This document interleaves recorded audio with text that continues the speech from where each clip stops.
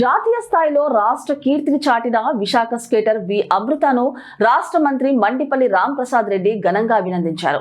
విశాఖపట్నం వేదికగా ఈ నెల 7-8 తేదీలలో జరిగిన 63వ జాతీయ రోలర్ స్కేటింగ్ ఛాంపియన్షిప్ లో అమృత అద్భుత ప్రదర్శన కనబర్చి గోల్డ్ మెడల్ సాధించడం పట్ల మంత్రి హర్షం వ్యక్తం చేశారు.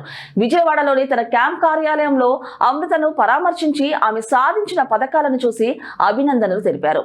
ముఖ్యంగా రోలర్ డౌన్ హిల్ ఆల్ఫైల్ విభాగంలో అమృత ఒకేసారి బంగారు మరియు కాంస్య పథకాలు సాధించడం రాష్ట్రానికి గర్వకారణమని మంత్రి కొనియాడారు.